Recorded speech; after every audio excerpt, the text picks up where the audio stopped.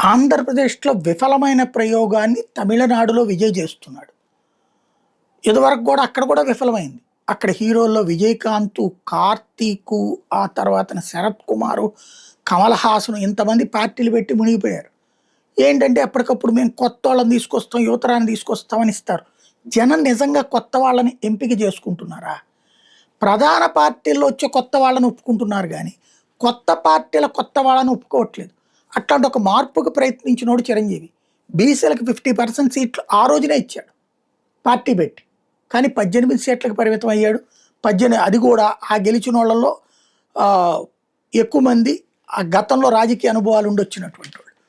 ఇక్కడ ప్రజలు రాజకీయ అనుభవం లేని కొత్త వాళ్ళకి కొత్త పార్టీలు అవకాశం ఇవ్వట్లేదు. దానికి సాక్ష్యం జనసేన 2019లో పోటీ చేసి చివరికి స్వయంగా పవన్ కళ్యాణ్ 2 చోట్ల ఓడిపోయినటువంటి పరిస్థితి. ఇద్దరు హీరో గారి తమ్ముడు, ఈయన హీరో.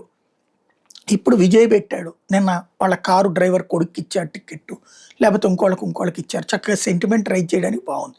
నిజంగా ఓట్లేస్తారు అక్కడ ప్రజలు. సామాన్యులకు ఇచ్చాం, వీళ్ళందరూ మీ హృదయాల్లోని మనుషులు అని చెప్తున్నారు. పవన్ కళ్యాణ్ గారు కూడా అప్పుడు ఇక్కడ అట్లాగే చెప్పారు. మరి జనం మాత్రం ఎక్స్పీరియన్స్డ్ పొలిటీషియన్లకే ఎక్కువ ఛాన్స్ ఇస్తూ వస్తున్నారు. కాబట్టి ఏం జరుగుతుందో చూడాలి.